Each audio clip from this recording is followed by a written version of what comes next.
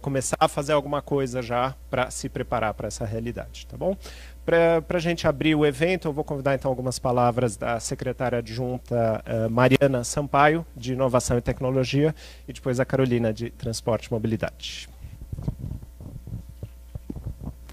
Obrigada, Fernando. Bom dia a todos e a todas. Hoje é a nossa última edição do Diálogos do Ano. Gostaria de agradecer muito o Fernando, que organizou com competência ao longo do ano inteiro todos os nossos diálogos, e dizer que é uma grande satisfação a gente poder fazer a última sessão do Diálogos dividindo o espaço com a Secretaria de Mobilidade e Transportes, que foi parceira da gente ao longo de todo o ano. A gente tem muitas iniciativas em conjunto, especialmente a discussão acerca dos veículos autônomos. Desde fevereiro, São Paulo foi convidada pela Bloomberg Philanthropies e pelo Instituto Aspen para fazer parte de um grupo de 10 cidades ao redor do mundo que estão discutindo a questão da chegada e da regulação dos veículos autônomos às cidades. Acho que o nosso desafio é maior do que as demais cidades participantes, porque São Paulo e Buenos Aires são as únicas cidades de países, digamos, não desenvolvidos. Então, são outras cidades que vão lidar com esse problema de outra maneira, talvez de uma maneira menos complexa do que nós, porque nós temos, né, situação de infraestrutura mais precária, temos outros problemas a serem resolvidos, e os veículos autônomos têm que vir para somar. A gente tem essa preocupação, acho que adicional, né? É diferente pensar um veículo autônomo nas ruas de Nova York e pensar um veículo autônomo por Parelheiros. Acho que esse é o nosso grande desafio. E a gente tem se preocupado, acho que com duas coisas principais, né? Primeiro, pensar que tipo de problema a gente quer que os veículos autônomos resolvam. Eu tive em um encontro da Bloomberg em fevereiro, depois a Carolina e o Fernando estiveram em julho, e eu acho que todos nós tivemos essa preocupação de pensar, ok, está chegando uma nova tecnologia, mas o que a gente quer com ela? Que tipo de problema a gente quer que ela resolva? Porque eu acho que é um mantra da nossa secretaria e também do secretário Aveleda, né? A tecnologia está sempre a serviço de alguma coisa, ela não pode vir antes, a gente não quer a tecnologia pela tecnologia. Então, que tipo de problema a gente está querendo resolver com esses veículos autônomos? Porque mais carro, eu acho que já está evidente, a Carolina fala melhor do que eu, São Paulo não precisa. Né? Então, a gente precisa pensar que tipo de problema a gente gostaria que esses veículos autônomos resolvessem. Aqui eles se prestam. Né? E pensa sempre que eles têm que estar a serviço do cidadão e da melhoria do transporte público, na melhoria do serviço público. A gente já tem essa questão, essa preocupação em regular o transporte com aplicativo. São Paulo tem uma iniciativa pioneira, foi a primeira cidade no Brasil a fazer a regulação de aplicativos como Uber, como 99 táxis. Eu acho que a gente acabou se saindo bem. Né, várias cidades não regularam, a gente conseguiu regular e tirar proveito dessa tecnologia em favor do município, em favor da arrecadação municipal. Eu acho que com os veículos autônomos a gente tem de novo esse desafio.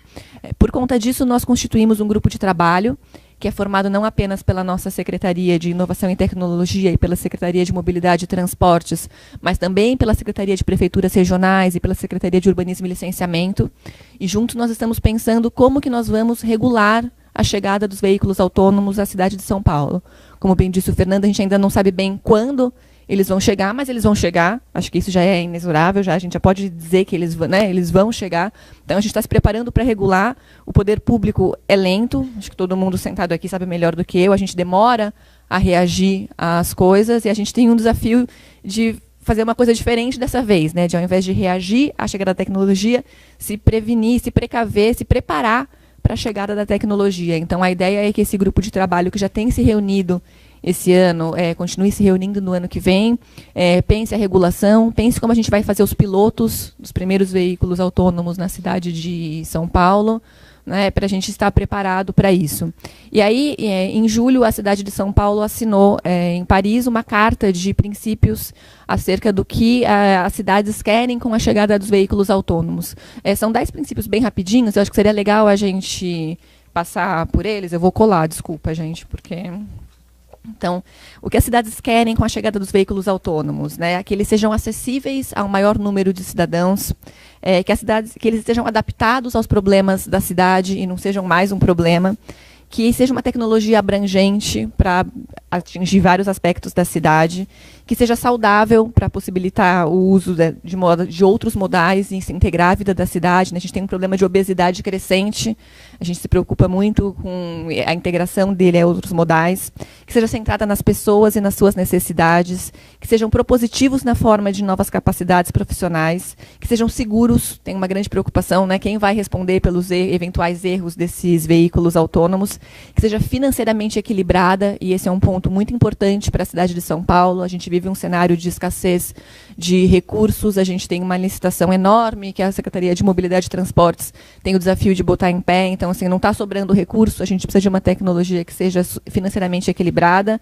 que torne a cidade mais limpa e menos poluída e que seja transparente ao dar abertura aos dados da mobilidade. Acho que esse não é um desafio pequeno, acho que é por isso que a gente está aqui hoje sentada, a gente ainda pretende discutir muito mais, e aí, enfim, conto com vocês para ajudar a gente nesse processo. Obrigada. Muito obrigado, Mariana. E como última fala de abertura, queria convidar a Carolina Cominotti, que está representando então a Secretaria de Mobilidade e Transporte. Muito obrigada. Olá, bom dia a todos e a todas. É uma grande honra estar aqui no Mobilab, que, né, é o nosso filho junto com a Secretaria de Inovação e Tecnologia, que foi um grande gol, acho que dessa gestão, porque, como a Mari falou, inovação e tecnologia está por toda parte e a gente precisa dela para melhorar a nossa vida. Então, eu acho que é muito bacana, né, finalizar o ano com essa parceria super bacana que a gente teve durante o ano inteiro. Então, eu quero agradecer em nome do secretário Sérgio Veleda, do secretário Irineu Inheco Filho, que ambos estão completamente imersos no edital de licitação das linhas de ônibus, que sim, sai ainda esse ano, semana que vem. Então, quero agradecer muito, agradecer a parceria, ao Fernando, que foi meu parceiro nessa viagem dos veículos autônomos. A gente brinca que é um ótimo projeto, porque ele se pilota sozinho, então a gente não tem a menor preocupação com ele. Enfim, quero agradecer a todos e espero que essa edição seja bastante produtiva, porque foi o que a Mariana falou. A gente tem um grande desafio aqui na cidade de São Paulo, porque eu sou arquiteta urbanista, então acho que uma das grandes preocupações que nós temos é como eles vão desenhar as nossas cidades, né? Porque as nossas cidades, ao longo do último século, elas foram desenhadas pensando no automóvel. Então, talvez essa seja uma grande oportunidade. Eu estou aqui vendo o meu amigo Dado, urbanista que nem eu, da Secretaria de Urbanismo e Licenciamento, da SP Urbanismo. Eu acho que assim, é um dos grandes desafios que nós temos, é como eles podem redesenhar a cidade de forma a agregar valor, a agregar para as pessoas, e como a gente vai fazer isso, exatamente. Então, sejam bem-vindos, uma ótima manhã produtiva e que a gente inicie esse trabalho, que acho que ainda tem bastante coisa para acontecer. E já quero agradecer os nossos convidados que vieram, muito bacana. Vou passar a bola agora para o Fernando. Obrigada, bom dia. Legal, muito obrigado, Carolina. Então agora a gente vai começar. Vão ser 3 palestras então de especialistas, como eu falei. Vão ser palestras, a gente pediu para ficarem, né, num tempo razoavelmente curto, de 15 minutos, e depois isso deve dar então de 30 a 45 minutos de debate ao final, que eu espero vai ser bem produtivo. Então eu gostaria agora de convidar o professor Edson Quitani, né, doutor pela USP e professor da FATEC, que vai conversar com a gente, está participando de um dos mais vibrantes grupos de pesquisa sobre o tema de veículos autônomos, e vai apresentar então para a gente uma visão geral de como a tecnologia dos veículos autônomos pode impactar cidades como São Paulo. Obrigado, professor. Como é que os slides se movimentam? Esse aqui. Acho que depois alguém vai precisar clicar alguma coisa. Bom dia a todos. É uma grande honra estar aqui. É a primeira vez que eu me encontro aqui num evento, né, dessa magnitude, né, com especialistas, principalmente do governo. Desde 2015 eu venho debatendo essas questões, mas elas sempre dentro de um ambiente assim mais acadêmico, ou muitas vezes bem reduzido, né, em termos de abrangência, com alunos, com alguns professores, né? Então esse é o primeiro momento, né, em que a gente consegue ter uma diversidade maior, né, de representantes aí principalmente do governo, né, para discutir esse tema. Bom, eu não vou, obviamente, nesses 15 minutos, discutir tecniques, né, sobre veículos autônomos, né, até porque isso demandaria, digamos assim, um par de horas. Então, eu vou dar uma visão assim, geral para vocês do que nós temos trabalhado ao longo desses últimos anos. Esse tema eu venho discutindo e trabalhando desde 2015, né, desde o final de 2015, em colaboração, né, com o pessoal da USP de São Carlos, né, o Laboratório de Robótica Móvel. O professor Denis, né, é um grande parceiro, né, na realidade ele é um grande inovador e precursor dos veículos autônomos, que realmente são funcionais aqui no Brasil, então ele tem uma grande experiência nesse sentido. E nesse sentido, né, a gente veio trabalhando propostas, né. Ele já tem um veículo autônomo funcional, não igual ao da Google, tá, mas ele é altamente funcional, utilizando uma plataforma brasileira. Eu gostaria de, antes de mais nada, né, fazer alguma preparação do ambiente para a gente discutir essa questão dos veículos autônomos. Eu pediria, por gentileza, né, para clicarem ali num link ali, para rodar esse pequeno vídeo do Arthur Clarke. Eu sou fã dele. Infelizmente, ele já morreu. With that movie 2001, you're projecting us into the 21st century. I brought along my son Jonathan, who in the year 2001 will be the same age as I am now. Maybe he will be better adjusted to this kind of world that you're trying to portray. The big difference grows up. In fact, it was the year 2001 is that he will have in his own house, not a computer as big as this, but at least a console to which he can talk to his friendly local computer and get all the information he needs for his everyday life, like his bank statements, his theater reservations, all the information you need in the course of living in a complex modern society. This will be in a compact form in his own house. He'll have a television screen like these here and a keyboard, and he'll talk to the computer and get information from it, and he'll take it as much for granted as we take the telephone. I wonder though, what sort of a life would it be like in social terms? I mean, if our whole life is built around the computer, do we become a computer-dependent society and computer-independent individuals? In some ways, but they'll also enrich our society because it'll make it possible for us to live really anywhere we like. Any businessman and executive could live almost anywhere on Earth and still do his business through a device like this. And this is a wonderful thing. It means we want him to be stuck in cities, we better live out in the country or wherever we please, and still carry on complete interaction with human beings as well as with other computers. Bom, como vocês podem ver, né, Arthur Clarke fez grandes previsões, né, muitas delas, né, realmente aconteceram. O computador hoje é uma realidade. Contudo, né, quando ele disse, né, o computador vai permitir que a gente se afaste das cidades, isso não aconteceu. Né? Na realidade, nós nos amontoamos nas cidades. E isso vem aumentando, né? Isso não vem diminuindo. Tanto é que a ONU já até cunhou, né, um novo termo que eles chamam de megacities. Né? Os urbanistas conhecem muito bem, né, esse termo e esse problema, e a tendência é que as megacities, né, aumentem. Nós temos ali em São Paulo hoje, 2016, né, mais de 2 milhões de pessoas, né, vivendo num conglomerado. A mancha urbana é muito maior do que isso. E a grande questão por trás da megacity é justamente mobilidade. Uma das grandes questões, um dos grandes problemas é a mobilidade. Como se mover dentro desse aglomerado urbano. Tá? E as previsões até 2030 não são nada boas, né, elas tendem realmente a aumentar. Tá?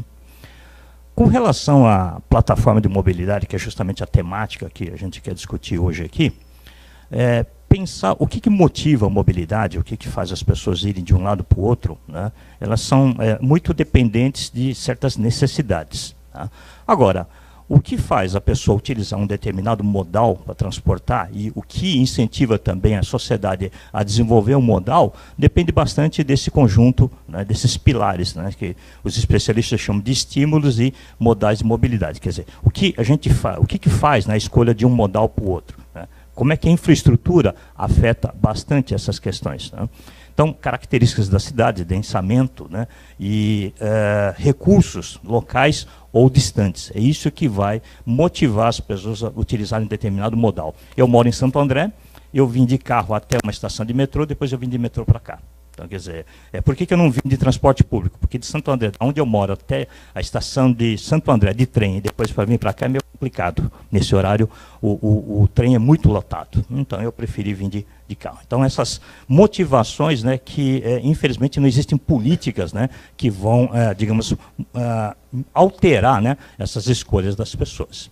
Agora, para que tudo isso consiga acontecer, um conjunto, né, de ações mais fortes, né, e que muitas vezes não estão ao nosso alcance de imediato, elas são importantes, né, que são os chamados facilitadores, né, e esses facilitadores, alguns deles eu observei hoje aqui, né, que são o quê?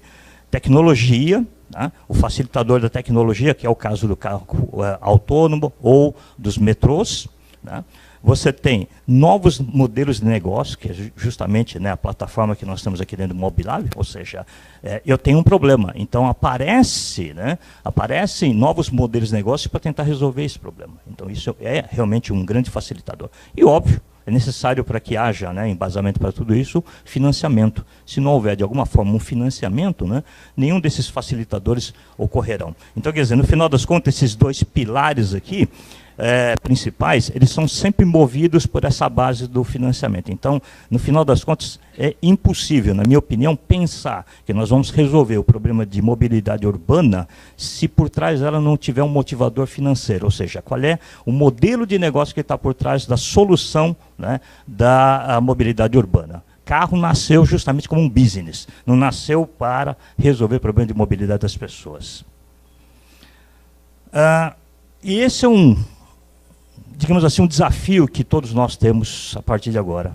Qual que é o desafio? Tirar esse paradigma da cabeça das pessoas, né? Durante décadas, né, o veículo foi vendido como um sonho de consumo, né? E ainda é. Só que, óbvio, né, as novas gerações vêm mudando essa perspectiva. Nos Estados Unidos, recentemente, foi observado que há uma diminuição de interesse de compra de veículos pelos jovens. Aqui em São Paulo também já começa a se observar esse fenômeno. Tá? Mas ainda há uma grande parte da população que tem como veículo como um instrumento, né, de status. Então, obviamente, a gente conseguir demover, né, essa imagem, tá, da cabeça das pessoas é muito importante para você resolver esse problema de adensamento e mobilidade. Aí você vai questionar comigo, mas espera lá, o carro autônomo, né, não está indo nessa direção? Depende da perspectiva do carro autônomo. Se você pensar em carro autônomo individual, sim. Agora, se a gente pensar, como está sendo pensado na Europa, em carros autônomos coletivos, aí a situação muda de aspecto. Quais são as grandes motivações que estão movendo, né, toda essa indústria? Porque a gente tem que pensar, como eu disse lá no início, né, que a grande base dessas alterações é financeira. Tá? Sempre existe uma motivação financeira. É claro, né, nós podemos acreditar em altruísmo, mas eu ainda estou um pouco cético com relação a esse aspecto. Né? Sempre há uma motivação financeira.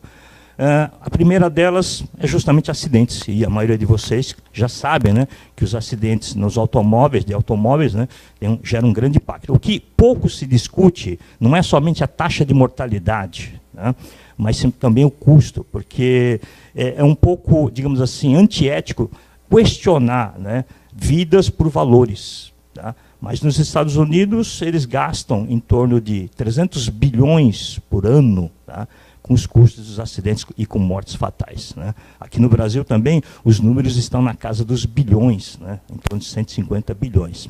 Agora, o problema é o seguinte, ninguém, né, se preocupa com os acidentes aqui no Brasil justamente porque ninguém toma a ideia, né, dessa quantidade de pessoas que vêm a óbito em função dos acidentes. Então, se eu falasse, olha, caem 108 Boeings por ano, quer dizer, todo mundo ficaria assustado. Né? Quando cai um, né, o Jornal Nacional e outras mídias, né, fazem um alvoroço durante um mês. Né? Agora, caem 108 e não se diz uma página por dia, só quando existe ali alguma grande motivação que vai dar um chamamento durante um mês ou não. O custo, como eu disse para vocês, em torno de 140, 150 bilhões. Né? O que eu estou falando de custo? Somando-se tudo aquilo que se gasta, né, para você fazer esses atendimentos e aquilo que a gente perde também com essas vidas. Vocês também, vários de vocês já devem saber que nós estamos na chamada década, né, da solução, ou da busca da solução contra acidentes. Então, o Brasil é um signatário, né, desse acordo lá junto à ONU, Tá? E a ideia é que esses países, durante esses próximos 10 anos, né, proponham soluções, né, para reduzir acidentes, principalmente nas estradas. Né? E as grandes motivações e planos de ações nesse sentido, né, elas estão associadas com segurança viária. Né? Agora, da parte de segurança viária, isso é institucional, mas existe um tópico que volta novamente ao veículo autônomo, que é ter um veículo que seja seguro, né? E provavelmente isso se liga àquela questão, né, dos acordos que as prefeituras estão assinando. Olha, o que eu preciso, qual é o equipamento que eu preciso ter para que eu tenha um veículo seguro. Outra grande motivação que vai gerar impacto, e aí novamente volta a discussão para vocês sobre veículos autônomos, são as mudanças climáticas. Por quê? O veículo autônomo, ele pode ser tanto elétrico quanto a combustão. Tá? Só que muitos países estão mudando, né, a perspectiva de não mais usar o motor a combustão. Né? Na Europa, nós já temos a Alemanha já com essa perspectiva, a França, a Inglaterra. Tá? Por quê? Nós temos um problema de aquecimento global que já é bem conhecido. E, consequentemente, existe a possibilidade que os primeiros veículos, né, funcionais, eles devam ser elétricos e não necessariamente a combustão. Só que, infelizmente, aqui no Brasil, nós temos novamente um lobby, né, na qual o motor a combustão ainda é muito forte e existe um interesse por trás. Qual que é o grande interesse? Aqui é só um gráfico só para mostrar qual que é o impacto, né, dos veículos em termos assim, de aquecimento global. Né? Ele é o terceiro maior produtor, né, de CO2, então quer dizer, transporte realmente gera um grande impacto. É bem conhecido pelo painel do IPCC. O grande problema aqui no Brasil, ele está associado justamente a esse estudo que foi realizado no ano passado, em que ele mostra que os veículos, né, que utilizam biocombustíveis, eles têm a mesma taxa de produção de CO2 de que um veículo elétrico. Então, quer dizer, existe aí uma linha na qual alguns defendem que no Brasil, ao invés de nós termos modais elétricos, nós possamos ter modais com a álcool, né? Já que o etanol é uma tecnologia nacional. Agora, qual que é o grande problema? Você vai perguntar, você defende o etanol ou não? Não, óbvio, eu defendo o etanol. O grande problema é que as montadoras, porque nós não temos mais montadoras brasileiras, elas não têm interesse de produzir um veículo exclusivamente a etanol. Por quê? Porque a grande dúvida deles é o seguinte, eles não querem criar um patinho feio. Tá? O que significa patinho feio nesse mercado? Produzir um veículo que só vende no Brasil. Tá? Eles querem veículos que sejam globais. Tá? E o etanol não é global, então não há um interesse, né, no desenvolvimento desse tipo de tecnologia. Mudanças, como eu disse para vocês, né, há um grande movimento, né, de redução. O mercado automotivo está realmente se alterando nesse sentido de diminuir o número de consumo desses tipos de veículos. Tá? E no Brasil as perspectivas é que eles venham, obviamente, caindo. Mas a indústria automobilística deseja que isso aumente. Tá? O problema é aumentar como aqui na cidade de São Paulo? É impossível, não há possibilidades nesse sentido. Outra coisa que veio acelerando o desenvolvimento dos veículos autônomos, né, foram os players novos que apareceram no mercado. Né? A começar pela Google, né, e depois vieram outros grandes, né, players de um mercado que não era, né, tradicionalmente dos veículos convencionais. E isso motivou as montadoras a saírem atrás. Então, se vocês estão vendo uma aceleração, né, das montadoras atrás da tecnologia de veículo autônomo, ela não veio assim de repente ou porque eles estavam assim com bom humor. Não, é que eles foram puxados, né, por outros players que, obviamente, né, incomodam o mercado deles. Quem lembra, por exemplo, da Kodak, né, que dominava o mercado de filmes, tá, e de repente desapareceu, né, porque ele não acreditava que as câmeras digitais, né, iriam tomar o mercado. Então, quer dizer, as montadoras estão com essa mesma preocupação com relação a esses players. Agora, vamos pensar o seguinte, né, o que nós precisamos em termos de solução de mobilidade? A questão que a gente tem que quebrar é cultural, né? Como já foi dito e será dito ao longo de toda a discussão hoje de manhã, a questão é cultural. A gente tem que mudar, né, o modelo que nós temos, né, o chamado modelo de posse, tá? Para um modelo de mobilidade. Quer dizer, o que eu preciso? Eu preciso vir para São Paulo. Tá? Eu não preciso do carro para vir para São Paulo. Mas o que se debate bastante é, o que então motiva alguém a vir para São Paulo de carro? Conforto. Esse é um dos primeiros fatores. Né? O segundo, segurança. Tá? Tempo. Tá? O tempo que você perde. Só que hoje, o tempo que se perde para vir para São Paulo de carro está ficando equivalente ao que você gasta no transporte público. Então, está começando a se equiparar, né, esse tempo. Então, conclusão, existe sim agora um grande motivador para você começar a levar as pessoas para o transporte público. Né? A questão é você tornar o transporte público, nesse sentido, muito mais atrativo. Então, existem aí as tecnologias que vão levar nessa direção, tá? Dessa parte do conforto. Eu tenho observado que algumas linhas de ônibus, por exemplo, têm Wi-Fi. Né? Isso já é um grande atrativo, né, para o jovem que quer sempre ficar conectado. Agora, se a gente pensar sob o ponto de vista de eliminar o carro, a gente tem que vender uma outra ideia para o público. Tá?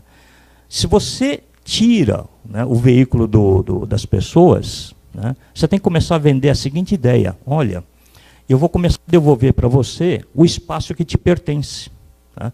O espaço que o urbanismo tirou da população, né, em prol do quê? Do estacionamento, né, em prol de uma via. Quer dizer, você retornar esse espaço que é do ser humano, tirar do carro e devolver, você começa a ter casas com mais espaço, porque você não precisa de garagem.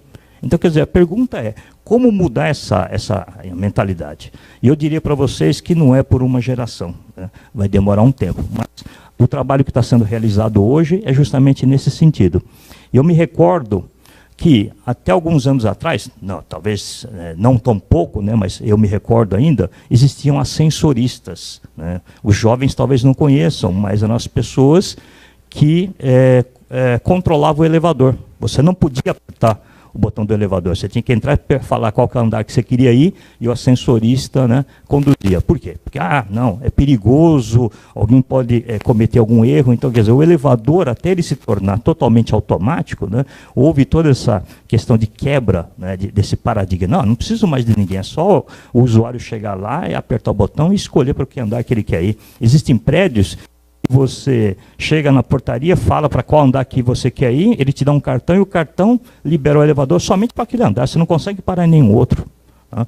Quantos anos isso levou para você deixar o elevador totalmente autônomo?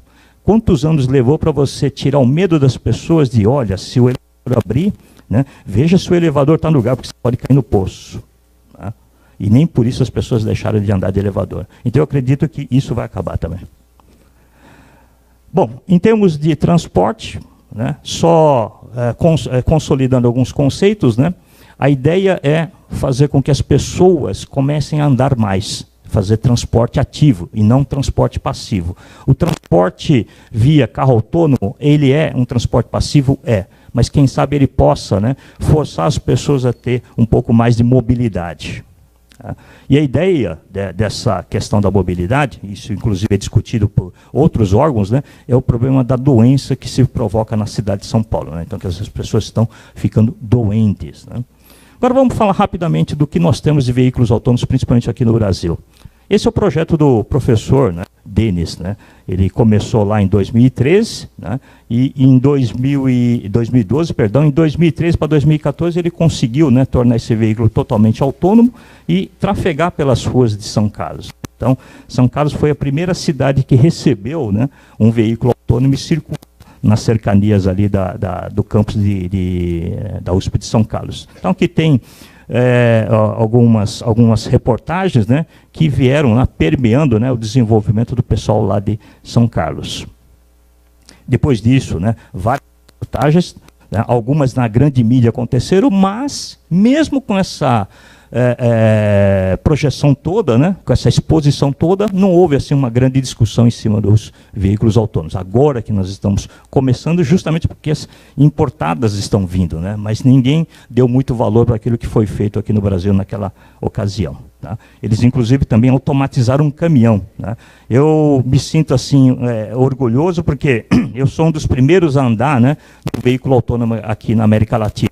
Durante um evento que nós fizemos lá em São Carlos, onde nós reunimos em torno de 30 a 35 empresas para apresentar o projeto do veículo autônomo de São Carlos, né, nós fizemos um tour dentro da USP de São Carlos com um caminhão e com o veículo autônomo chamado Carina. Né? E esses representantes dessas empresas, né, foram convidados justamente para discutir conosco, né, de que forma que a gente poderia, né, trazer essas tecnologias aqui um pouco mais rápidas para o Brasil. Em termos de ideias disruptivas que estão vindo, né, é justamente isso. 0 emissões, quer dizer, carro elétrico, né, 0 acidentes, ou seja, veículos autônomos, né, e 0 proprietários, quer dizer, ninguém mais, né, ter carro. Lá no futuro, você ter o carteira de motorista vai ser alguma coisa assim extremamente rara. Né? E por que dessa ideia? Justamente porque você sonha em dirigir, mas isso não existe mais. Esse é o tipo da situação que a gente tem que tirar da cabeça. Isso não vai acontecer mais num adensamento como nós temos hoje. Tá? Esse professor, Carlos, ele é italiano, né, Carlos Ratti, ele é um urbanista. Né, ele trabalha no laboratório lá do MIT, né, no Science Lab. Tá, e eles fizeram um estudo, né, em 2015 para 2016, em que eles fizeram a seguinte estimativa. Alguém falou de Nova York, né, e é exatamente isso. Eles calcularam que se você precisaria apenas dar 20% da frota atual de Nova York, de carros de Nova York, para transportar toda a população de Nova York. Então, quer dizer, será que realmente nós precisamos, né, que cada um tenha um veículo? Então, a proposta do Carlos Ratti é exatamente essa. Usar a tecnologia, né, para tentar tirar os veículos da rua e trazer mais mobilidade. Não transporte, mas mobilidade. E aí, vários estudos estão sendo feitos lá no Science Lab para discutir, né, essas questões. Tá? E, por fim, eu gostaria de falar sobre um projeto que a gente está lá conduzindo lá em Santo André, né, dentro da Tec Santo André. Nós temos esse veículo, né, simpático, né, que ele é um veículo que ganhou uma maratona de eficiência energética, feita pelos alunos, e esse veículo a gente está tornando ele autônomo para soltar ele naquela cidadezinha que vocês estão vendo lá, dentro de um parque, né, de conhecimento chamado Sabina, lá na cidade de Santo André. E nessa cidadezinha, as crianças, né, de 5, 6 anos, elas são levadas nesse parque para entender como é que funciona, né, legislação de trânsito. Só que nós queremos mostrar para eles como é que seria uma cidade sem veículo, sem motorista, né, como é que funcionaria um veículo autônomo nesse tipo de ambiente. Articulações nós temos feitos também. Tá? E aí, só um minuto, só para reforçar uma questão. Vocês estão querendo discutir, né, como legislar para liberar veículo autônomo. Eu estive no Detran no ano passado, tá? E aqui em São Paulo. E depois eu fui para uma câmara temática lá no CONTRAN, não em Brasília, aquela câmara temática aconteceu em Belo Horizonte. E eu fui discutir exatamente de que forma que o CONTRAN poderia liberar isso. E a questão que eles falaram é o seguinte: vocês, como sociedade, precisam gerar essa perspectiva e provocar o CONTRAN. Tá? Por que provocar o CONTRAN? Porque é eles que definem se você pode ou não soltar um veículo autônomo. Por quê? Porque nós ainda somos signatários, né, da Convenção de Viena, que exige que qualquer veículo automotivo tenha alguém na frente do volante e segurando o volante. Esse é o problema da legislação. Então, quer dizer, o município de São Paulo, Santo André, qualquer outro, não pode legislar sobre isso, que é uma lei federal. A gente pode legislar sobre o trânsito de um veículo, mas sobre o veículo propriamente dito, nós vamos precisar do apoio do CONTRAN. Então, aí eu peço para que vocês, né, como governo, né, ajudem a provocar o CONTRAN nesse sentido. Tá? Isso aqui é só uma ideia, né, uma perspectiva final aí para quando que isso vai acontecer. Né? Bom, alguns dizem 2026, 2030. Existe uma aceleração, mas eu vou dizer a minha perspectiva. Isso vai ser igual ao elevador. Ainda vai demorar décadas, tá? Porque vai acontecer a mesma situação. Nós vamos impor lei por causa do medo. Né? E esse medo vai falar, não pode ter isso, não pode ter aquilo. Aí o tempo vai tirar, né, essas barreiras que a gente vai colocar para a liberação dos veículos autônomos. Bom, muito obrigado, né? E qualquer necessidade aí de mais informações, está lá o meu e-mail, né? Fica o meu contato. Nós temos ali colaborações com outras empresas também, a Udacity, né, que tem ajudado nesse sentido, fazendo treinamentos, né, de conhecimento em cima de veículos autônomos e desenvolvimento de veículos autônomos. A Volvo também, né, tem sido uma parceira nesse sentido. Obrigado.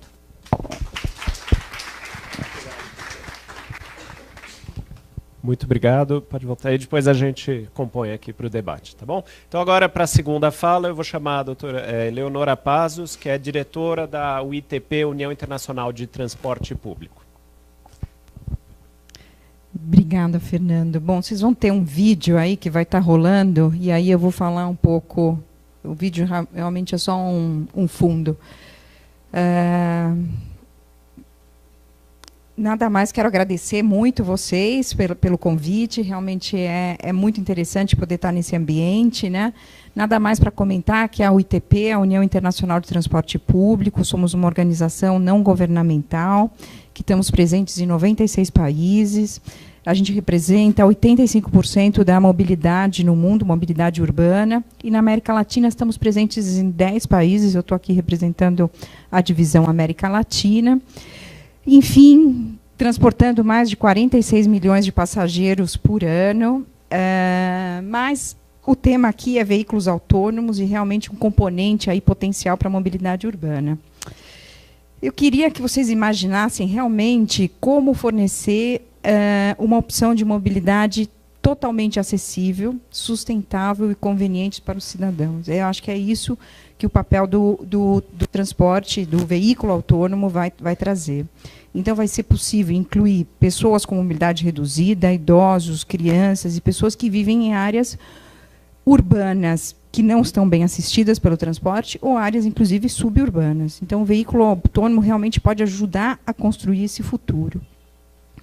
As cidades hoje desempenham um papel crucial, né, como motor de economia, acho que vários comentaram hoje, realmente é um lugar de conectividade, criatividade e inovação, e a chegada do veículo autônomo sem condutor representa essa oportunidade, uma oportunidade única, isso que a UITP acredita, fundamental para a mobilidade urbana, que pode levar as cidades a tornarem-se muito mais sustentáveis e verdes. Mas isso só vai acontecer se as autoridades, como foi comentado hoje, os institutos que regulamentam as cidades, as empresas, assumirem um papel ativo agora. Né? Integrar os veículos autônomos na rede pública é a única maneira de torná-los realmente um competidor direto ao veículo privado. Eles devem estar empregados como robotáxis, acho que vocês vão ver um pouquinho mais à frente aí no vídeo, veículos compartilhados, mini-ônibus, com um papel fundamental de luta contra o veículo individual. E só através do compartilhamento é que esses veículos vão realmente aumentar drasticamente o transporte público. Aqui na apresentação que eu trouxe, na realidade, os números que eu vou comentar um pouco, é o que a UITP definiu de desafio futuro e caminhos para a introdução do veículo autônomo nas cidades. Na verdade, o futuro do veículo autônomo tem que ser conectado e pode ter vários resultados dependendo da regulamentação. Acho que o principal ponto nesse momento é a regulamentação. Tecnologia, ninguém mais tem dúvida. Isso levará dois caminhos. Ou os veículos realmente se tornam individuais e acontece um maior congestionamento, uma maior expansão urbana, ou eles podem contribuir para moldar as cidades, tornando ambientes mais sustentáveis, espaços habitáveis e recuperação do espaço urbano, com menos veículos e mais qualidade de vida. A UITP realmente acredita que o veículo autônomo pode construir um futuro, mas precisa de regulamentação. Como foi comentado, existem diversos estudos do MIT, também da Universidade de Lisboa e institutos da Alemanha, especialmente de Stuttgart, que mostra que seria possível manter o número de viagens que a gente tem atualmente, com pelo menos 80% menos de veículos. A remoção de 4 a 5 veículos teria um impacto extremamente positivo e significativo para as cidades, afetando, evidentemente, a condição de emissões de poluentes, a eficiência e o estacionamento. Mas também liberaria mais espaço urbano. Né? As cidades hoje o estacionamento representa uma grande quantidade de espaço que está sendo mal utilizada, subutilizada, e esse espaço poderia, obviamente, se tornar um espaço mais produtivo. Sem contar que vai trazer também diminuição na construção, manutenção do sistema viário, né? Bom, o padrão de condução, não tem dúvida que o veículo autônomo vai ter que estar introduzido no on-demand, por demanda, né? Então, esse padrão de condução é otimizado por algoritmos. A gente já tem isso, né? Os veículos autônomos também, evidentemente, que trazem muito mais segurança para a cidade, né? Hoje, 1,2, o professor Edson comentou, né? 1,2 milhões de pessoas morrem por ano e 90% dos acidentes estão relacionados a erro humano. Mas, uma vez mais, isso só vai acontecer se eles forem introduzidos totalmente sem motoristas, compartilhados, de diferentes tamanhos, não imaginar um único tipo de veículo, e reforçando uma rede de transporte que seja eficiente e de alta capacidade. E que, evidentemente, que vai estimular a caminhada e o ciclismo. Bom, o transporte público, realmente, a UITP acredita que é a única solução. Não vamos falar de veículos autônomos espalhados para todo quanto lugar. Aí vocês estão tendo um vídeo, né, do que é o táxi robô. Agora, você imagina que se esse táxi robô não for compartilhado, quais são os efeitos? O efeito é o mesmo, com grande congestionamento. Por isso que é importante a regulamentação nesse momento. Alguns fatores também que determinam a realização ou uma visão desse uso compartilhado das frotas totalmente sem condutor e de operação realmente é a integração nas redes de transporte e nas plataformas de transporte de mobilidade como serviço, os MaaS, né, Mobility as a Service. Cidades e países estão, muitos deles, trabalhando ativamente para a introdução desses veículos autônomos, totalmente automatizados, e deve ser implementado em um esforço integrado com todas as redes. Aqui a gente tem uma figura muito clara da UITP que diz qual é o papel desses tipos de veículos, né, que eles podem servir desde alimentadores, eles podem ter um papel fundamental em áreas distantes. E essa outra figura aqui, um pouco da UITP, traz o que é a evolução operacional desse veículo autônomo, como ele vai se dar ao longo do tempo. Desde 2006, agora vocês estão vendo esse vídeo, desde 2016, o operador suíço Carpostal, da cidade de Sion, na Suíça, criou um circuito de 1,5 km, que tem o principal objetivo não é testar a tecnologia, porque a tecnologia está bem consolidada, é testar a aceitação pública. E como esse ônibus pequenininho, autônomo, pode fornecer um serviço em áreas totalmente de pedestres, áreas totalmente fechadas e exclusivas, sem carros. Então, é um serviço adicional de transporte que vai atender aquela primeira frase que eu comentei, a acessibilidade total, né? Então, isso é um efeito não só nessa cidade. Hoje, atualmente, a gente tem mais de 5 operações na Europa e também 2 operações na Ásia, que estão testando também essa aceitação pública, né? Ele comentou aqui um pouco o medo do elevador. Será que as pessoas realmente vão querer? Outros operadores, grandes empresas operadoras europeias estão testando. Outro caso é o da Keolis, na França, um grande operador francês, mas que obviamente atua também na Ásia, que considera realmente o foco deles nesses veículos. Está sendo testado na cidade de Lyon, mais à frente vocês vão dar uma olhada. É um serviço de transporte totalmente autônomo, que está às margens de uma via cortada pelo rio Sione.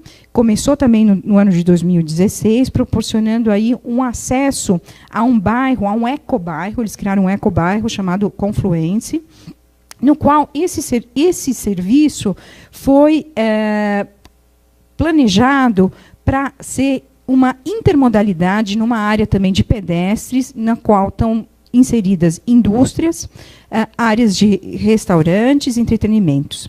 Embora pareça claro que o veículo autônomo está chegando, e aí não há dúvidas, ainda não sabemos exatamente como eles vão ser lançados no mercado, uma questão comercial, como o professor Edson comentou. Por isso também depende muito, nesse momento, de uma regulamentação clara de de todos os atores, né, dos atores da área de urbanismo, dos atores da área de padronizações e regulamentação, porque o mercado, obviamente, que vai ter que seguir essa regulamentação. Agora, se a gente não regulamentar, o que vai acontecer? Ele vai chegar e a gente vai ter que correr atrás do prejuízo, como aconteceu, acho que a Mariana comentou muito bem hoje com o caso do Uber. Eu vou deixar para o debate as questões, enfim, do que seriam as fortalezas, os pontos fracos, os pontos fortes, enfim, as debilidades ou as potencialidades do sistema dos veículos autônomos. Mas, evidentemente, que ninguém tem dúvida que o veículo autônomo tem que estar inserido nessa grande estratégia de integração de diversos modais. Os sistemas, como ponto forte, obviamente, vão ter essa última milha, né, esse last mile, e um serviço porta a porta. Porta a porta pode ser porta a porta da sua casa, ou pode ser numa área de pedestres, que é o que a gente está vendo de maneira intensa na Europa, que é o porta a porta em áreas de pedestres que estão levando a escritórios, áreas comerciais, como eu comentei nos 2 casos anteriores. Obviamente que a gente tem que pensar muito no quem é esse veículo. O professor Edson acho que trouxe um ponto fundamental aqui. O que acontece? Não adianta ter um veículo autônomo se ele tem combustão, ele vai trazer o mesmo problema. Então, a gente tem que potencializar esse veículo com a introdução de uma mobilidade elétrica. Os pontos fracos, uma vez mais, é o modelo de negócio, que vai ter que estar muito bem definido, e a capacidade do setor público de fazer esses investimentos. Então, como que vai ser? Obviamente, a gente identifica alguns outros pontos, que eu vou comentar mais à frente. Mas há uma oportunidade fundamental para as autoridades públicas, para os reguladores dos sistemas, que é a possibilidade de se tornar o verdadeiro provedor de uma mobilidade totalmente integrada. Então, ter as plataformas de serviço de mobilidade integrada, como Mobility as a Service, né, que é um conceito que, enfim, a gente pode estar mais 1 hora aqui discutindo.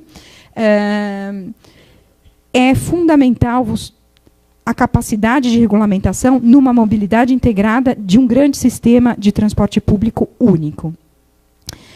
Há ameaças, obviamente, são aqueles pequenos robôs que vocês viram no começo do filme, circulando totalmente vazios, né? E, por outro lado, se a regulamentação não for muito clara, o que a gente vai ter são veículos privados automáticos. Então, eu vou querer economizar o estacionamento, venho aqui, faço uma reunião, meu veículo fica circulando aqui pela rua e, de repente, ele para e eu entro novamente. Então, corremos um risco, a regulamentação tem que estar muito atenta para a questão de veículos autônomos vazios. Evidentemente que agora é a hora de começar a discutir a regulamentação adequada com as regras de trânsito atuais, com as regras que nós temos nesse momento. O que a gente vai ter são veículos particulares confortáveis e autônomos. Então, realmente, como o professor Edson disse, a Europa está muito avançada nesse tema e traz essa discussão do perigo do veículo confortável, né? Tenho certeza que com a cultura de carro que nós temos, nem vou falar um pouco da cidade de São Paulo, que eu acho que está tendo uma vertente completamente diferente, mas o que a gente pode dizer, sinceramente, é que, nesse momento, a regulamentação da América Latina, o que está promovendo são carros, se não houver uma grande mudança nas regras atuais, o que a gente vai ter é simplesmente veículos privados e circulando em grande quantidade. Não há dúvida que, uma vez mais, eu vou até parecer repetitiva, mas o grande facilitador são as plataformas de mobilidade integrada, que são conceitos que vão desde, obviamente, a infraestrutura integrada, mas também, muito claro, a questão óbvia de sistemas de pago integrados, sistemas que realmente possam possibilitar a utilização de todos os serviços possíveis. Aqui vocês vão ver um caso que eu acho que é bastante emblemático, que ainda não tem, que é Singapura. Eles ainda não têm os veículos circulando, mas eles estão preparando o ambiente deles. E como eles estão preparando esse ambiente? Eles estão criando grandes áreas verdes e áreas de pedestres. Então, a questão do pedestre vem crescendo muito na limitação da circulação do veículo, para a introdução do veículo autônomo. Quero agradecer muito a vocês e estou disponível, obviamente, para o debate com outras questões. Obrigada. Muito obrigado, Eleonora. E agora, então, eu convido para a terceira e última apresentação o Luiz Felipe Valentini, engenheiro aeronáutico da Embraer, que vai mostrar, então, agora um pouco o lado da indústria, do que a indústria, inclusive, brasileira vem fazendo sobre isso. Obrigado. Obrigado, Fernando. Bom dia a todos. Só queria reforçar, antes de começar, que é excelente que a Prefeitura de São Paulo esteja incentivando e iniciando esse debate, né, através da Secretaria de Inovação e Tecnologia e da Secretaria de Transporte e Mobilidade, porque, de fato, é muito importante a gente já começar a discutir esses temas antes que as tecnologias apareçam ou que a demanda apareça, e aí a gente tem que correr atrás, né, de vários aspectos, infraestrutura, regulamentação e vários outros que influenciam a adoção, né, dessas novas tecnologias. Então, eu queria só mostrar para começar, acho que você pode dar um play, por favor, no vídeo.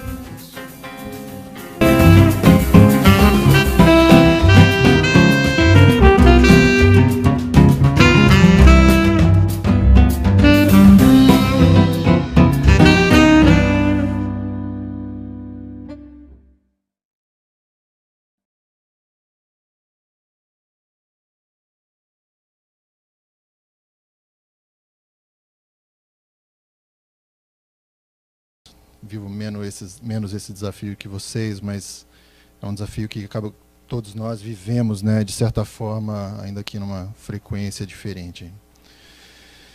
Então, de novo, eu sou o Luiz Felipe Valentini, eu trabalho já na Embraer há 15 anos, trabalhando com desenvolvimento de veículos, mas a gente nunca ligou muito de falar veículos, a gente sempre falou aviões, e agora a gente está numa iniciativa diferente para participar de uma forma mais próxima da mobilidade urbana e não só do transporte regional, que é, né, como vocês conhecem bem, o forte da Embraer aí nos últimos anos. E aí você está pensando, só antes de eu passar para isso, está pensando com certeza, né, mas Embraer, carro autônomo, como assim? Essa pergunta é uma boa pergunta, a resposta pode ou não te surpreender daqui a pouco. Então, dando um passo atrás, há muitos anos, né, o homem se locomove, e hoje em dia, né, a gente tem 7 bilhões de pessoas no planeta, cada vez se locomovendo mais, cada vez, como o professor Edson falou, mais concentrados em centros urbanos, né, e usando aí mais de 1 bilhão de veículos para se locomover no dia a dia.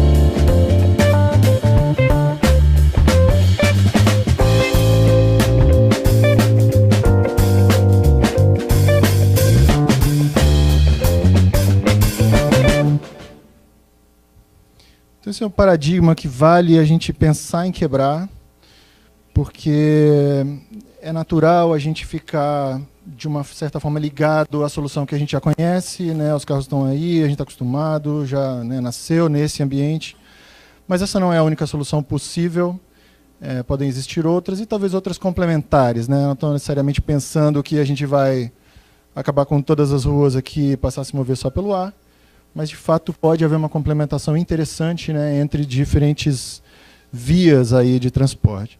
E o que a gente vê na Embraer é que existem 3 pilares, aí, vamos dizer, que a gente pode usar, outra vez, fundamentos, né, que hoje a gente pode usar para, de fato, considerar que essa mudança, essa quebra de paradigma é possível no curto prazo. Claro, uma é o que a gente considera a competência da Embraer, falar um pouco mais sobre isso, as tecnologias exponenciais que a gente já vê, né, todo mundo tem aí um exemplo no bolso hoje. E também, né, o benefício, o tamanho que isso traz, né, de benefício para as pessoas, mas comunidade em geral, né. Então, a Embraer aqui todo mundo conhece, né, mas alguns detalhes, tem mais de 17 mil empregados hoje, transporta 145 milhões de passageiros por ano, provavelmente alguns de vocês esse ano mesmo, né, fazem parte desses 145 milhões aí, fatura mais de 6 bilhões de dólares por ano, e tem, né, de aeronaves no portfólio entregues desde o início da operação, mais de 8 mil unidades. a gente está presente em mais de 100 países, né, principalmente através da aviação comercial, que é a fonte, né, desse número grande aí de passageiros transportados, mas também, né, da aviação executiva e de defesa e segurança. E a cada 10 segundos, em algum lugar do mundo, um avião decola, um avião da Embraer decola, né, levando passageiros. Então, essa competência, essa experiência que a gente tem, o volume, né, de tempo de operação, o aprendizado que isso traz, né, associado a tecnologias que a gente ainda chama de disruptivas, mas que na prática, assim, muitas já estão incorporadas, né, nas nossas vidas, dá uma sinergia que pode, então, ser usada, né, para a gente, de fato, explorar, como eu falei, essa mudança de paradigma. Aí tem uns exemplos, né, tem de tudo aí praticamente, tem internet via balão, tem veículo, até alguns exemplos, né, de veículos que eu vou falar mais um pouco, que a gente também está estudando, mas que já tem alguns na praça, então, de decolagem e pouso vertical, né, para o transporte urbano. Mas tem Hyperloop, tem drone de carga, drone de passageiro, tem de tudo aí, né? Desculpa. Então, no benefício para as pessoas, né? Se cada paulistano, em média, gasta 100 minutos diários aí no trânsito, o que a gente quer é trazer mais tempo para essas pessoas. Além do tempo, que cada um, né, claro, sempre sente falta no dia a dia, existem estudos que mostram que uma redução, não de 100% no trânsito das cidades, mas uma redução, né, de aproximadamente 1/4 no trânsito, traria um aumento para o PIB brasileiro de 110 bilhões de dólares por ano, de reais por ano, e um aumento aproximado de 15% de produtividade. Então, é pessoalmente um ganho significativo, né? Você tem 1h30 aí para fazer alguma coisa, né, a mais da vida, mas é também um ganho significativo para o país, né, em termos de produtividade e geração de riqueza. E como o professor Edson mencionou mais cedo, permite um uso de um espaço urbano que hoje está preso, dedicado, né, aos veículos, e que pode voltar a ser mais do cidadão do que dos carros, né, através da redução das vias, de estacionamentos, né, e a transformação desses ambientes aí em, por exemplo, mais áreas verdes. Tudo isso através de um transporte que seja conectado e que é a realidade aí. Não tem como ser diferente hoje mais, mas, de novo, né, assim, tudo leva nessa direção e a gente vê que essas tecnologias sustentam esse transporte e essa rede conectada, né? Então, a maneira de fazer isso no curto prazo, que a Embraer está envolvida, é a criação de uma rede para o transporte urbano. É claro que, ao longo do tempo, isso pode evoluir para um transporte interurbano, por exemplo, né, mas o foco no início é uma rede de transporte urbano que está sendo catalisada aí pelo Uber, mas que envolve, né, vários agentes, aí, por exemplo, capital de risco, né, para financiar muitos desses desenvolvimentos, provedores de infraestrutura no solo, já que esses veículos, né, que a gente está falando vão decolar e pousar de pontos específicos dedicados para essa operação, então a gente não está imaginando no início, né, que a gente vai simplesmente pousar na calçada aí no meio no meio da rua, sei lá, assim, importunando, né, o andamento da cidade. Então a ideia é que tenha pontos de decolagem e pouso específicos e aí tenha, né, uma participação de provedores para dessa infraestrutura. Claro, né, desenvolvedores, fabricantes aí dos próprios veículos, a Embraer é uma delas, existem outras empresas aí no mundo estudando esses veículos e já desenvolvendo, mostrei uns exemplos aí uns slides atrás. E aí tem uma cadeia de suprimentos para isso, mas muito importante a participação das autoridades no sentido da regulamentação. Esses veículos hoje não se encaixam do ponto de vista de certificação aeronáutica em nenhum dos requisitos disponíveis atualmente. Então tem um movimento grande aí, e por isso a importância de a gente começar cedo, né, um movimento da gente evoluir na regulamentação para que esses veículos possam entrar, né, em operação. E claro, né, assim, as autoridades governamentais, e por isso, né, a importância de a gente estar junto aqui. Então não tem como fazer isso sem que as cidades, municípios, governos estejam envolvidos, né. Bom, no nosso caso lá, a gente abrevia, né, o nosso veículo como o eVTOL. O VTOL é Vertical Takeoff and Landing, né? e o I pelo fato dele ser elétrico. Então, a gente está considerando hoje um veículo para a operação urbana que seja 100% elétrico, e não só isso, 100% movido a bateria. Esse é o desejo, para que a gente não tenha um gerador, né, que aí cause poluição. Então, com isso, a gente fica com um veículo que tem um baixíssimo ruído, de novo, né, com a ideia de não causar um impacto na cidade do ponto de vista de ruído também. A emissão, né, obviamente, o veículo em si não teria, por ser 100% elétrico. E um transporte seria feito com alta velocidade. Isso beneficia, claro, o fluxo de pessoas na cidade, né, e traz a possibilidade, junto com um baixo custo, de ser um transporte que pode ser usado de uma forma ampla, que não seja específico para poucos usuários na cidade. E já foi mencionado aqui a importância da segurança dos carros. No caso de veículos aéreos, mais ainda, né, a gente não pode aceitar que, né, a gente tenha um detrimento do valor que essa rede pode trazer por uma questão, né, de segurança. Mas isso já é uma realidade da Embraer, a gente já vive isso, né, com outra operação, outro ambiente, mas já faz parte da nossa cultura ter esse foco. Então, por fim, eu queria colocar só um exemplo aí de uma rota possível, né? Eu falei aqui de transporte urbano, mas esse caso mostra aí até assim um pouco mais, né, assim, uma rota mais longa um pouco, né? A rota que está colocada aqui é um exemplo de São Paulo para Campinas, pensando numa região expandida aí na metropolitana, mas uma rota que hoje você faz de carro em 2 horas, a gente imagina de fazer isso em 20 minutos com esse veículo. Inicialmente, claro, né, assim como acontece com todas as tecnologias novas, o custo vai ser mais alto, inevitavelmente, os veículos são mais complexos, a infraestrutura é complexa. Existe, né, um uso, por exemplo, né, das baterias que hoje, né, ainda estão em desenvolvimento, mas que para isso vão ser baterias ainda caras. Mas é claro que com o tempo e com o volume, né, aumentando de veículos, esse custo tende a cair, a meta é que cai até abaixo do que você pagaria hoje para usar um Uber, por exemplo, para fazer essa rota. Então, essa é a ideia que eu queria trazer para todos. Acho que, como eu falei no início, a gente não tem ideia de que isso venha substituir os carros e carros autônomos, mas é uma maneira interessante da gente não ficar preso a um modelo de transporte terrestre, a uma única solução, né, para o problema de mobilidade que a gente enfrenta hoje e que, assim, tem tudo para ficar mais desafiador aí para o futuro.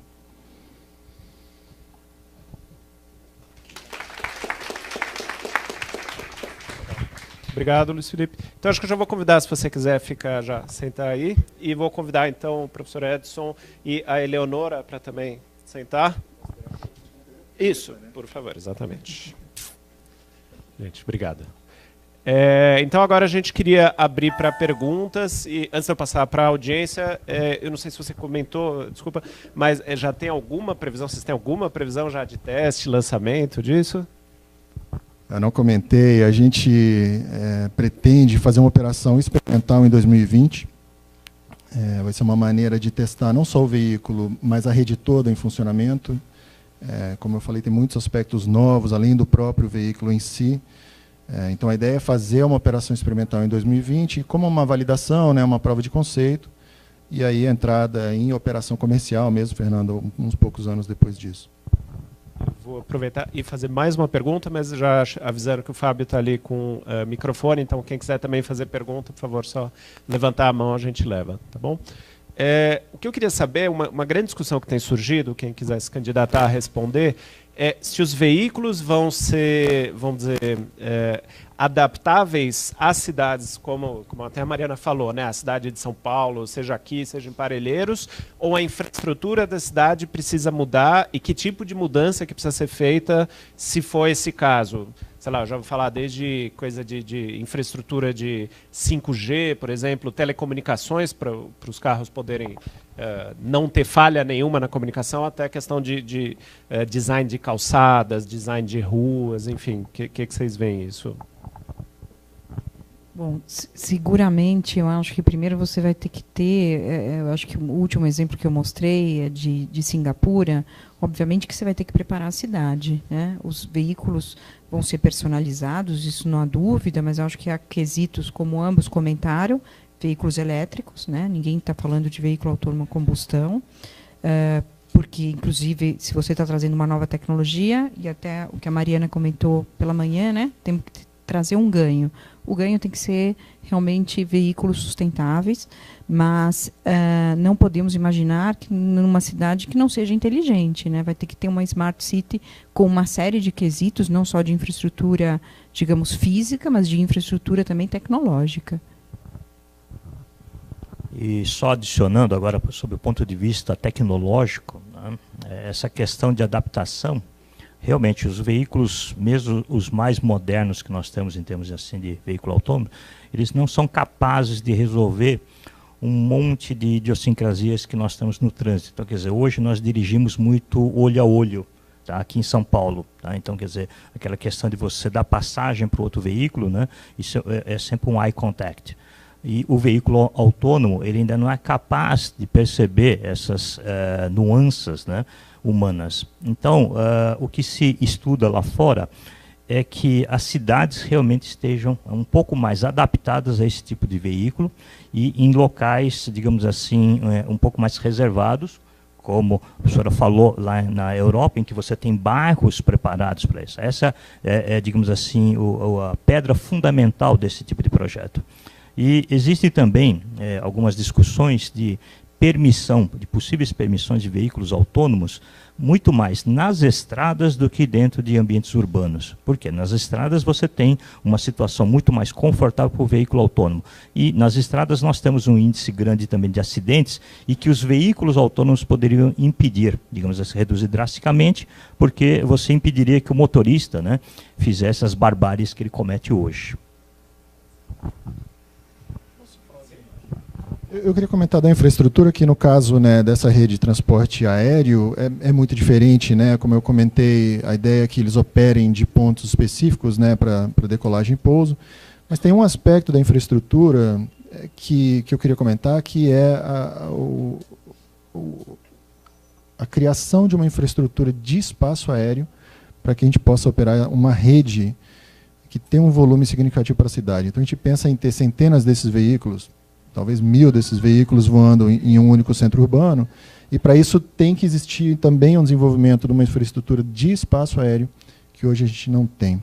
Então, inicialmente, esses veículos não seriam autônomos, mas existe uma ideia de que eles venham a ser autônomos no futuro, e essa é a única maneira que a gente imagina de ter uma rede com um volume significativo, já que não seria viável, né, ter uma rede de 1000 veículos sendo controlada, né, por humanos, controladores no solo, como é hoje com aviões, mas porque eles são muito mais ligados a um padrão específico de operação próximo, né, dos centros.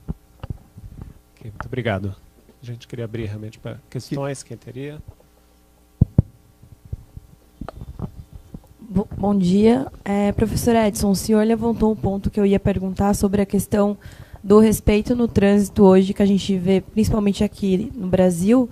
E eu queria entender muito da opinião de vocês sobre como que vai funcionar a mudança cultural do brasileiro, principalmente, porque quando a gente pensa no carro autônomo chegando aqui, a gente sabe que não vai ser do dia para a noite que o Brasil inteiro vai ser autônomo.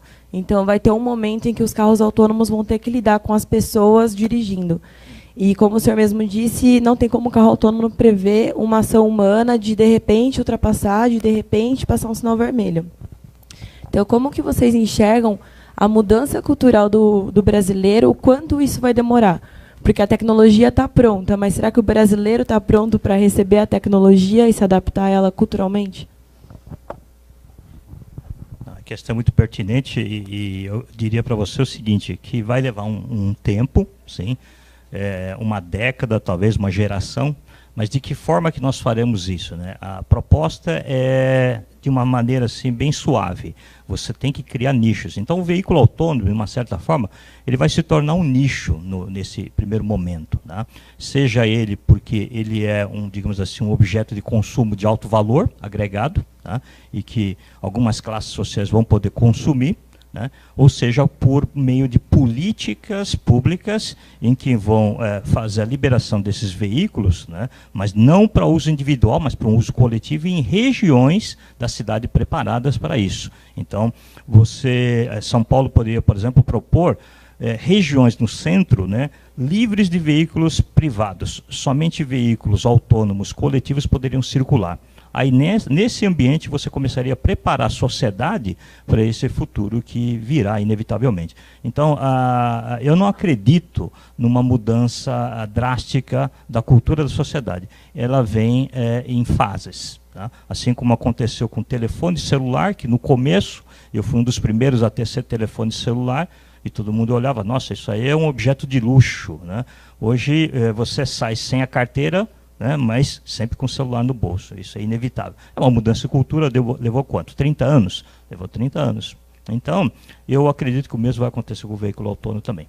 Mas a gente tem que pensar que, para que não nasça errado, né, uma política pública mais consistente que tem que começar agora.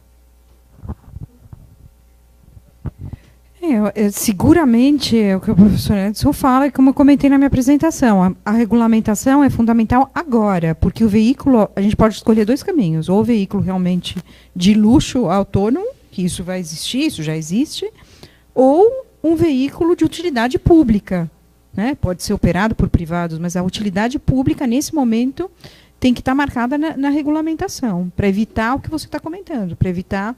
Enfim, porque a mudança cultural vem ao longo do tempo, mas o papel do veículo autônomo não é esse papel de estar circulando junto com a frota de veículos particulares. É um papel complementar ao transporte público e um veículo de utilidade pública coletiva. Então, não vamos imaginar cada um com o seu veículo autônomo, mas sim um veículo autônomo servindo uma rede de transporte eficiente. Questões? Aproveitar. Aqui. O ambiente aeronáutico ele é muito mais controlado e disciplinado do que o ambiente de transporte terrestre, isso sem dúvida. Então, eu não sei se a minha pergunta vai caber bem para o ambiente aeronáutico, mas para o ambiente terrestre, em linha com as outras perguntas que foram postas aqui, vocês acreditam de fato que o carro autônomo vai dividir vias com as pessoas, com motoristas normais? Digo pelo seguinte, eu vejo um risco de o veículo autônomo não conseguir desempenhar toda a sua potencialidade no ambiente dividido. Não seria o caso das cidades se prepararem para vias específicas, para corredores de veículos autônomos, para que ele possa desempenhar todo o seu potencial, tanto de funcionalidade como de segurança? Eu vou aproveitar, também incluir isso na pergunta, uma curiosidade minha, mas que eu acho que faz sentido em termos de regulação, que é como que você vê veículos autônomos aéreos dividindo o espaço com drones, que também deve se tornar uma realidade cada vez maior. Né? Mas vamos começar com os terrestres. Bom, uma vez mais, assim, a questão de tecnológica está resolvida, né? Inclusive a Embraer apoia o projeto lá de Vitória, que andou, quanto foi? Acho que 200 quilômetros, né? Vitória, Itapari, Guarapari, né? E que foi na via que a gente tem hoje, agora, né? É um projeto brasileiro. Então, a questão tecnológica, isso não é o problema. Eu acho que cabe, mais uma vez, e voltando à pergunta anterior, o tipo de regulamentação. Eu realmente acredito que o veículo já circula, né? O Google, todos esses já circulam. A questão tecnológica não é problema. Ele está circulando. Não é necessário criar vias, mas sim criar, digamos, um papel, né? Acho que a Mariana tocou isso muito bem hoje de manhã. Qual o papel que ele vai ter para realmente melhorar a mobilidade urbana? Então, a preocupação, se vai dividir com o motorista mais preparado, menos preparado. No tema de carga, sim, né? A gente já vê aí em Anhanguera Bandeirantes que possivelmente vão criar uma rede de uma faixa exclusiva para veículos autônomos de carga. São questões completamente diferentes, mas no espaço urbano, o importante é definir o papel desse veículo e não a questão tecnológica, se ele vai circular com o carro, o papel dele na mobilidade. Sim, complementando tudo isso, né, como foi dito em todo o conjunto de palestras agora de manhã, o veículo autônomo ele ainda não tem, né, condições de lidar com certas circunstâncias do trânsito. Mas, se a gente for pensar nesse aspecto, quer dizer que você está promovendo o veículo autônomo como transporte individual. Tá? E isso desfoca, né, exatamente do propósito do veículo autônomo. Ele começou como uma proposta de uma solução individual de transporte. Quando foi desenvolvido, a ideia era, olha, eu não preciso mais de um motorista, porque a proposta inicial foi um desafio militar. Tá? Só para contextualizar, né? Por que nasceu o veículo autônomo? O veículo autônomo, a proposta nasceu em 2004 em função de um projeto da DARPA, tá? Que é o Ministério de Defesa, o Departamento de Defesa americano, que faz pesquisa. E eles colocaram um desafio para as universidades, olha, eu quero um veículo que consiga andar autonomamente no deserto, porque eles estavam num teatro de guerra e havia muita perdas de vidas de soldados, justamente porque os transportes de carga eram atacados, né, por foguetes.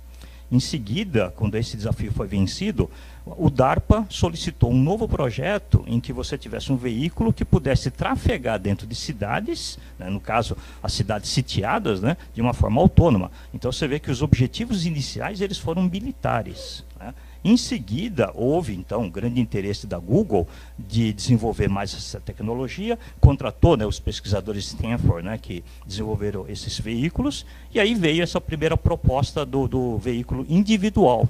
Tá? Mas, até então, ninguém pensava, né, nessa questão um pouco mais coletiva. Né? Havia apenas um desafio tecnológico a ser vencido. Tá? Agora que esse desafio está quase vencido, ele ainda tem ali um conjunto de lacunas que a gente ainda estuda, né?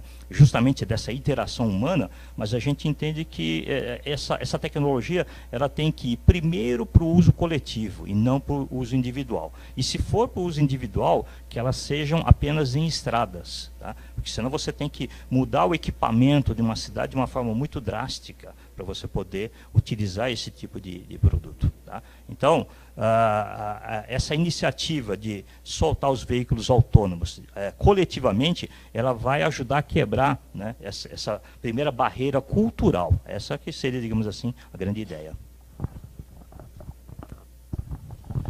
O Leonardo comentou, de fato, esse ambiente aeronáutico é mais regulado e mais restrito assim na forma de operar, né, do que, né, claro, assim, carros que a gente dirige, enfim, que não tem o mesmo critério de homologação do próprio operador e tal, né. E aí você pensar que esses veículos aéreos, então, né, que eu mencionei, vão se encaixar nesse padrão de operação, fica fácil de imaginar que eles vão, né, se encaixar já no modelo que existe e que funciona. Mas o ganho principal não vem de você simplesmente pegar um veículo que seja autônomo e operar ele do jeito que ele é hoje. Então, o carro autônomo não vai trazer um ganho significativo se você simplesmente sentar lá, botar um na sua garagem, sentar lá de manhã, vir para cá. Então, o ganho vem de sair desse modelo, né? E no caso, então, do veículo aéreo, o mesmo se aplica. E aí que a gente vê, então, um desafio de, como eu falei, com um volume grande desses veículos na cidade, ter um novo modelo de operação, que sai do que existe hoje, né, que já está bem estabelecido, e que permite, então, esses veículos operarem na cidade. E aí, Fernando, a questão dos drones entra da mesma forma que os aviões entram hoje, que áreas restritas, né, para operação entram hoje. Esses drones e veículos que transportam passageiros, veículos que transportam cargas e etc., vão ter que ser providos com informação suficiente para poderem operar, né, nesses centros urbanos. Então, por exemplo, tem áreas em que eles não podem operar. Então, não pode passar por cima de um aeroporto, por exemplo. Né? Essa é uma área que nenhum veículo aéreo pode passar, no mínimo sem autorização, mas mesmo assim, é o tipo de autorização que você pede e você não recebe. Né? Então existem não só áreas em que não pode haver operação, mas também informações de desconflito entre rotas e informações desse tipo. Então, essas informações vão ter que ser providas para os veículos e eles vão ter que ter a inteligência de interpretar isso e seguir essas regras. Então, a combinação de sistemas que vão prover as informações e da capacidade, né, de individualmente esses veículos processarem essas informações e operarem de forma coerente, né, com as limitações, é que vai ser, né, a chave para viabilizar essa operação. Mais questões? Obrigado. Bom dia. Eu sou o Dado, sou arquiteto, sou da São Paulo Urbanismo, aqui, que é a empresa de desenvolvimento da cidade. Eu queria tentar trazer um pouquinho a conversa, um pouquinho mais para a nossa questão de regulação e tudo mais. Eu discordo um pouquinho do professor Edson com relação a ser longe a questão do carro autônomo, porque tudo que eu tenho lido, visto, participado dos desenvolvimentos, eu acho que o desenvolvimento do elevador, ele tinha a questão tecnológica, que essa questão hoje é uma escala logarítmica. Hoje a gente tem um desenvolvimento que é muito mais rápido, né? Quer dizer, ao longo do tempo, então eu acho que a implantação vai ser um pouco mais rápido do que a gente está imaginando ou tentando ver. Mas eu gostaria de tentar trazer um pouquinho a conversa quais são as questões que vocês veem com relação à regulação da cidade, quer dizer, que eu acho que é a questão que a gente precisa enfrentar rapidamente, justamente pensando nisso, de que logo nós vamos ter diversas situações. Nós estamos discutindo aqui na área central, por exemplo, um veículo de transporte de passageiros, obviamente um transporte urbano seguidor de linha. Quer dizer, é uma forma já, você pode ter até um motorneiro lá dentro, mas ele está seguindo algum caminho de maneira autônoma. A gente está estudando essas questões todas de como é que eu tenho que gerenciar a guia, que é uma outra questão quando você vai trazer um pouco mais dessa questão da autonomia da circulação dos veículos. Então, eu queria entender um pouquinho de vocês, o que vocês têm visto, lido e entendido como é que as cidades estão enfrentando a questão da regulação.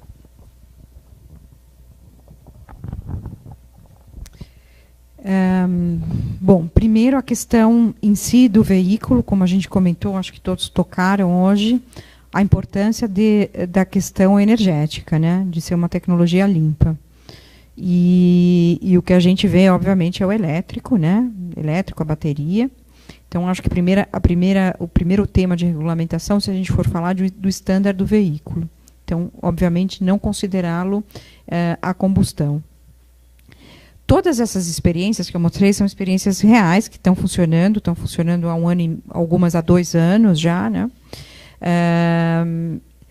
Em áreas de pedestre, né? O veículo, obviamente, uma vez alguém me comentou, mas é muito baixa a velocidade, né? E hoje de manhã até brinquei, né? Se a gente cheguei no Terminal Bandeira, se a gente tivesse um veículo autônomo, é assim, eu imaginei a rota ideal. A rota, se a gente for falar de São Paulo, Terminal Bandeira, essa região tem uma série de área toda de pedestre já, um ambiente absolutamente controlado. Esse veículo circula a muito baixa velocidade, mas seria o suficiente para não ter sentido calor. Teria sido ótimo. Eu com certeza teria usado, se ele tivesse eu tivesse feito o embarque lá no Terminal Bandeira e tivesse descido aqui na Bolsa ou aqui. Então, sim, eu acho que a cidade de São Paulo, evidentemente, já tem áreas preparadas, né? O exemplo de Singapura, eu acho que é muito legal, por conta deles, eles não têm ainda o veículo, mas eles estão preparando toda a cidade para isso.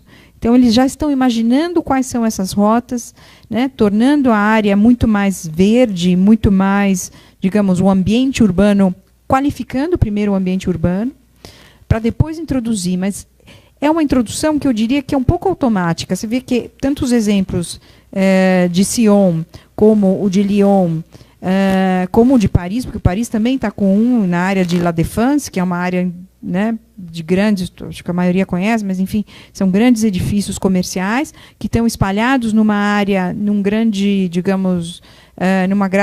área de pedestres, na qual realmente você tem que andar longas distâncias, né?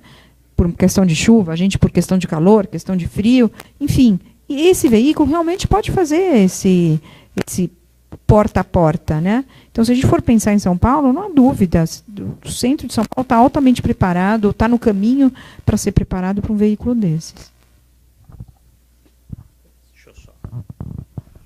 Bom dia.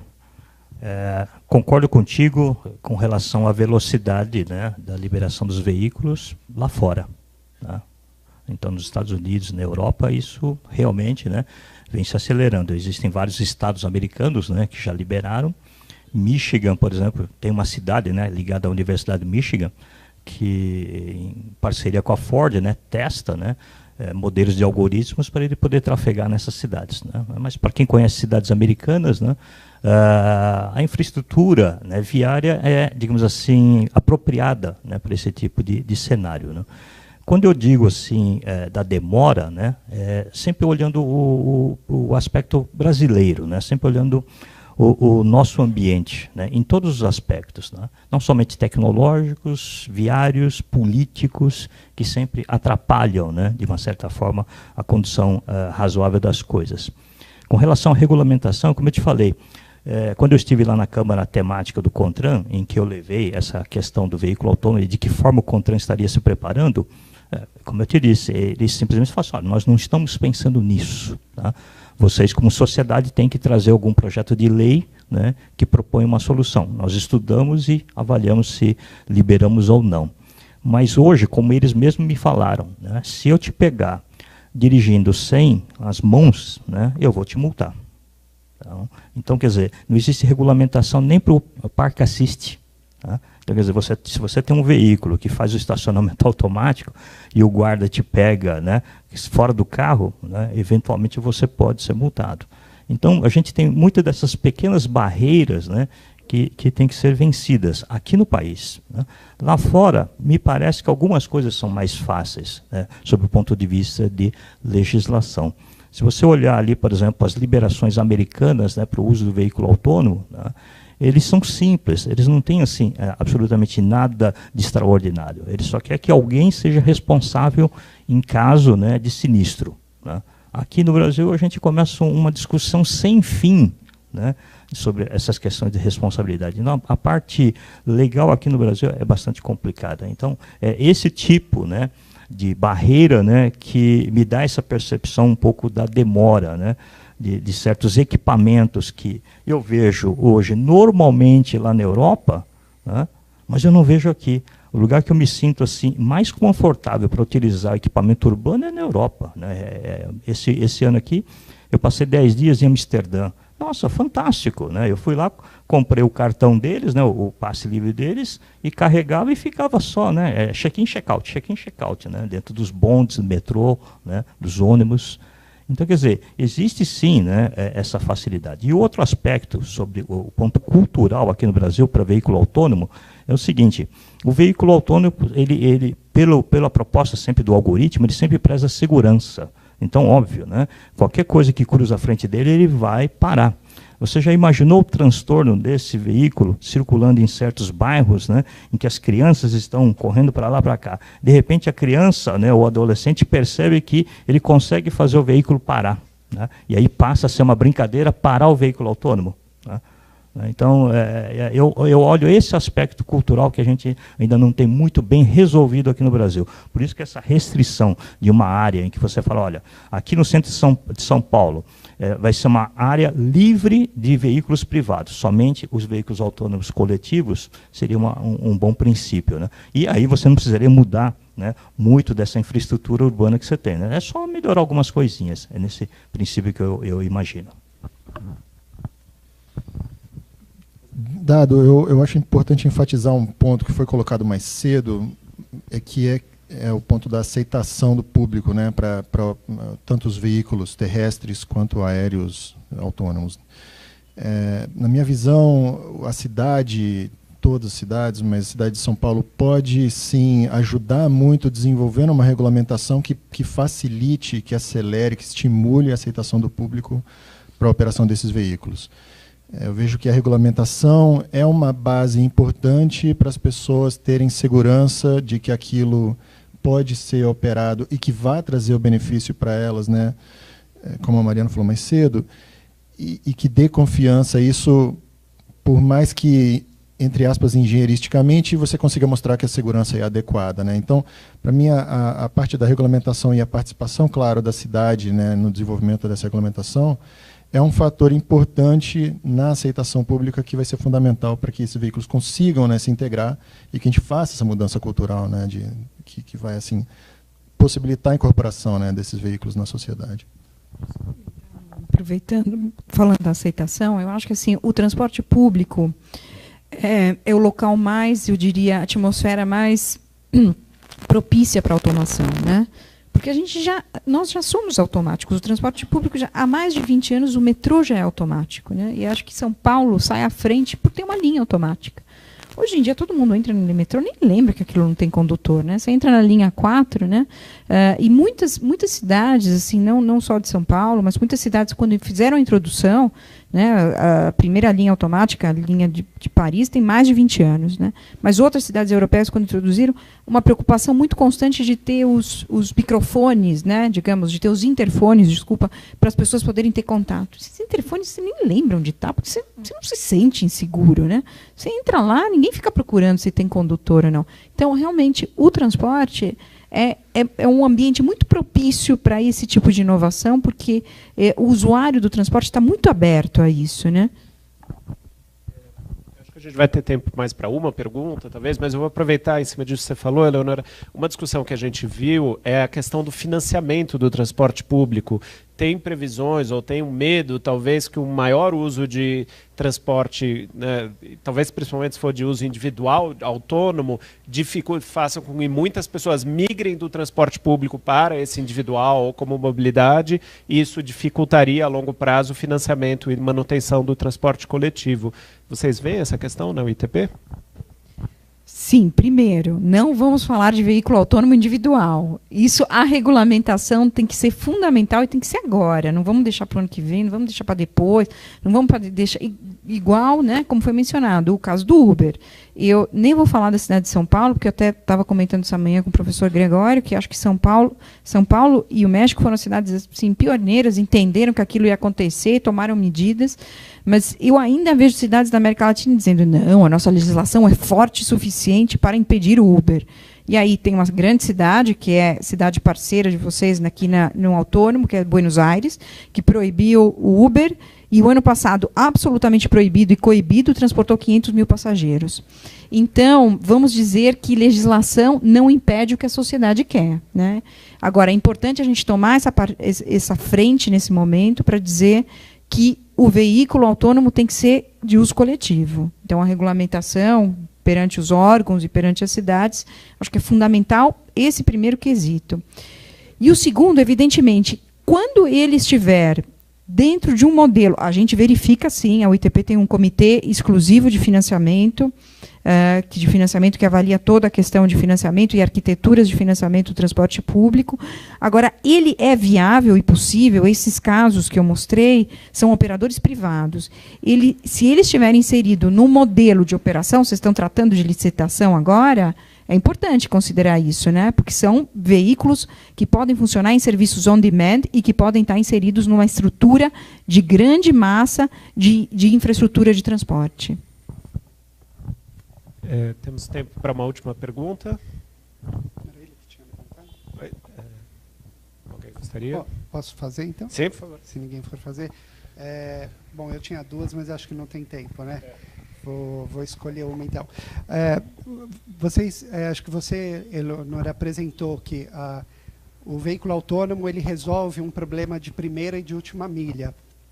Eu pensei em um potencial consequência negativa disso, que é o fato de estimular ainda mais o sedentarismo. Quer dizer, isso desestimularia a mobilidade ativa.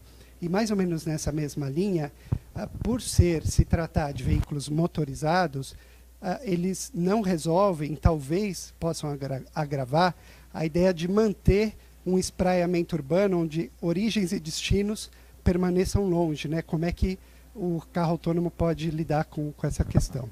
Questão simples para terminar. Vamos lá. Primeiro, eu acho que a questão... Sabe quando a gente vai em alguns lugares, especificamente talvez em estações de metrô, e tem o elevador, mas que tem um símbolo específico para... Eu acho que é isso, né? Se a gente quer realmente, vai ter que restringir o uso de alguma maneira. Seguramente um idoso, um cadeirante, enfim, ou em alguma condição especial, você vir, como eu comentei, do Terminal Bandeira até aqui, obviamente, você vai ter que criar critérios aí, se você quer. E as pessoas que são ativas, acho que vão ser ativas. Eu não, né, vai fazer fila para, não vai ter 1.500 veículos passando para trazer toda a população. Não acredito isso. E a questão realmente é a última milha. Então, esse papel, ele é de baixa velocidade hoje, né? Então, por isso que é importante a regulamentação. Não vai ter um espraiamento se você está com um veículo que está circulando a 15 km ou 10 km por hora.